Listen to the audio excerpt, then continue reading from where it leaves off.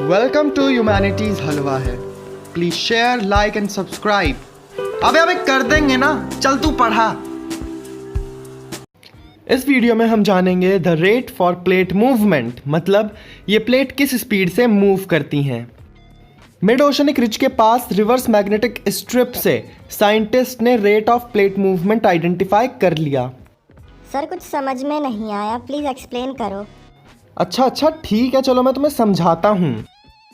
तो देखो, जब साइंटिस्ट ने ओशन की स्टडी करी तो उन्हें पता लगा कि मिड ओशन रिज के पास जो रॉक्स थी उनकी मैग्नेटिक प्रॉपर्टी अलग थी, जैसे नॉर्थ साउथ नॉर्थ। तो इसके लिए हमारे साइंटिस्ट ने बताया जो अर्थ की मैग्नेटिक फील्ड होती है वो नॉर्थ साउथ होती है, लेकिन ये जो हमारी अर्थ होती है ये बहुत अनप्रिडिक्टेबल है और ये अपना नेचर चेंज करती है। ये कभी साउथ नॉर्थ कर लेती है तो कभी नॉर्थ साउथ। जब अर्थ की मैग्नेटिक फील्ड नॉर्थ साउथ थी और मिड ओशनिक रिज के अंदर से लावा निकला, जब वो लावा कूल डाउन हुआ तो उसकी मैग्नेटिक प्रॉपर्टी नॉर्थ हो गई। लेकिन जब अर्थ ने अपनी मैग्नेटिक फील्ड दोबारा से चेंज कर ली और मिड ओशनिक रिज के अंदर से दोबारा से लावा निकली, तब इसने अपने साइड वाली रॉक्स को साइड में किया और जो रॉक कूल डाउन होकर फॉर्म हुई उसकी जो मैग्नेटिक फील्ड थी वो साउथ थी। और ये साइकिल ऐसे ही चलती जाती है। जो रॉक मिड ओशनिक रिज के सबसे पास होती है वो सबसे यंगेस्ट होती है और वहीं जो उससे सबसे दूर होती है वो ओल्डेस्ट रॉक होती है। मिड ओशनिक रिज से अगर हम इक्वी डिस्टेंस नॉर्थ साउथ चलें तो वहाँ जो रॉक हमें मिलेंगी उनकी एज, उनका केमिकल कॉम्पोजिशन और मैग्नेटिक प्रॉपर्टी तीनों सेम होंगी। Arctic ridge per year 2.5 centimetre के रेट से मूव करती है, लेकिन ये सबसे स्लोवेस्ट मूवमेंट है किसी भी प्लेट के कंपैरिजन में। और सबसे फास्ट से मूव करने का दर्जा हम देते हैं ईस्ट पैसिफिक राइज को। ये पर ईयर 15 सेंटीमीटर के हिसाब से बढ़ती है। आए सर, ये भी तो बताओ, ये प्लेट मूवमेंट किस फोर्स के कारण होती है?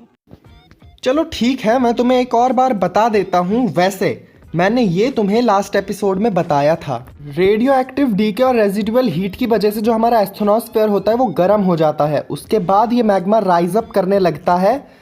जब ये मैग्मा कूल हो जाता है उसके बाद ये वापस से सिंक कर जाता है। इस साइकिल को हम कन्वेक्शनल करंट के नाम से जानते हैं।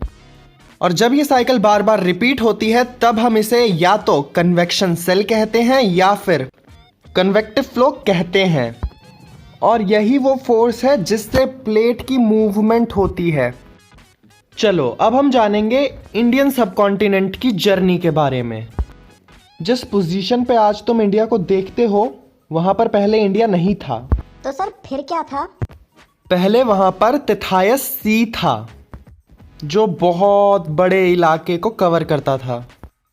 आज से 200 मिलियन ईयर्स पहले जब पैंजिया ब्रोक डाउन हुआ था यूरेशिया और गोंडवाना लैंड में, उस समय इंडियन सबकॉन्टिनेंट ने अपनी नॉर्थवर्ड जर्नी शुरू कर दी थी यूरेशियन प्लेट से टकराने के लिए।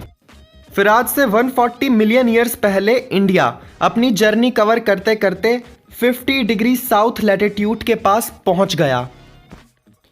ये तो बस अभी इंडियन सबकॉन्टिनेंट के लिए पहला माइलस्टोन था। अभी तो ये शुरुआती थी। इंडिया को अभी बहुत लंबी जर्नी कवर करनी थी अपनी प्रेजेंट पोजीशन तक पहुंचने के लिए। फिर आज से 60 मिलियन ईयर्स पहले जब इंडिया इक्वेटर के पास पहुंच गया तो जो इसके वेस्टर्न घाट्स थे वहां पर मैसिव एक्सप्लोजन होना शुरू हो गया। जो वहां पर वॉल्केनोस थे उनके अंदर से लावा निकलने लग गया। इसी मैसिव एक्सप्लोजन की वजह से महाराष्ट्र और गुजरात जैसे एरियाज में डेक्कन ट्रैप्स का फॉर्मेशन हुआ। यहाँ पर 1 मार्क का बहुत इंपॉर्टेंट क्वेश्चन बन सकता है कि what was the position of India during the formation of Deccan traps. Sir मुझे इसका आंसर पता है। India was near equator when Deccan traps were formed. शाबाश मेरे नन्हे मुन्नो, मुझे तुमसे यही उम्मीद थी। फिर आज से 40-50 मिलियन ईयर्स पहले इंडियन सबकॉन्टिनेंट यूरेशियन प्लेट से जाकर टकरा जाता है। दोनों प्लेट के बीच में कन्वर्जेंट बाउंड्री बनती है और हिमालयास का फॉर्मेशन होता है। साइंटिस्ट का मानना है कि जो इंडियन प्लेट है वो आज भी नॉर्थवर्ड मूवमेंट कर रही है, जिससे हिमालयास की हाइट हर साल थोड़ी थोड़ी बढ़ती जा रही है। फाइनली चलो चैप्टर तो खत्म हो गया, लेकिन अभी तुम चाय शाय पीने नहीं जा सकते, पर क्यों सर? क्योंकि अब मैं तुम्हारा टेस्ट लेने वाला हूँ। उड़ी बाबा। मुझे भी तो पता लगना चाहिए ना कि जो मैं तुम्हें पढ़ा रहा हूँ तुम्हें कितना समझ में आ रहा है। चलो तो तुम सब अपनी कुर्सियों की पेटियां बांध लो, क्योंकि अब हम करने वाले हैं अपनी legendary MCQ quiz.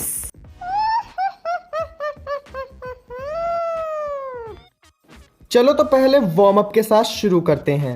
Name the smallest continent. सबसे छोटे कॉन्टिनेंट का नाम बताओ।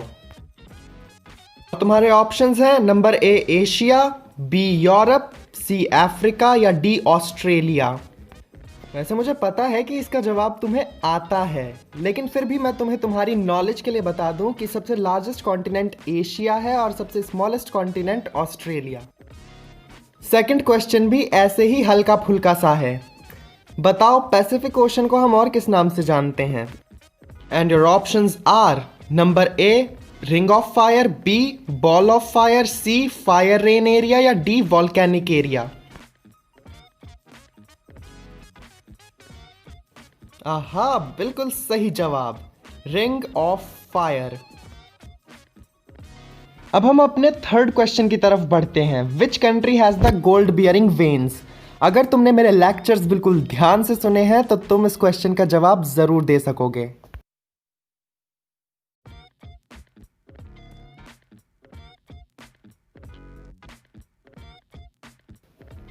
चलो मैं तुम्हारी थोड़ी सी मदद कर देता हूं। हम 50-50 लाइफ लाइन का इस्तेमाल करते हैं।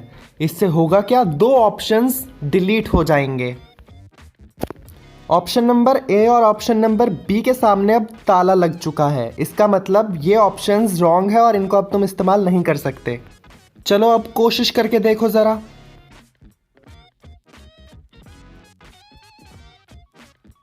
वेरी गुड, इसका जवाब है ब्राजील। फोर्थ क्वेश्चन है कि क्या तुमने एनसीईआरटी पढ़ी?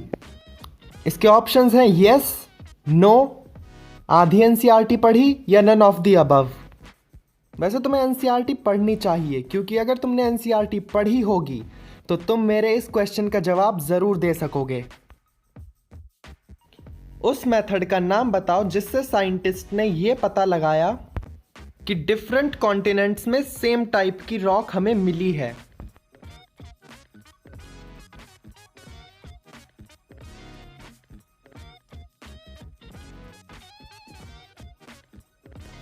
चलो हम अपनी दूसरी लाइफलाइन का इस्तेमाल करते हैं, जिसका नाम है ऑडियंस पोल। ऑडियंस ने ए को 70% दिए, बी को 20%, सी को 0, डी को 10%। तो क्या आप हमारी ऑडियंस के साथ जाना चाहेंगे? Yes sir, option number A को लॉक कर दिया जाए। Very good, option number A इसका बिल्कुल सही जवाब है। चलो हम अपने पांचवें सवाल की तरफ चलते हैं कि what was the position of Indian subcontinent during the formation of Deccan trap. ये हमने वैसे अभी अभी किया था। और आपके ऑप्शंस हैं close to the Eurasian plate, number B near Gondwana land, C at 50 degree south latitude या D close to the equator.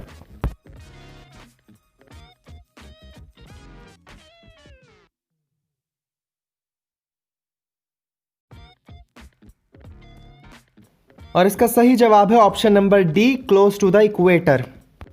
कैसा लगा तुम्हें ये गेम खेल के? कमेंट करके अपना स्कोर जरूर बताना।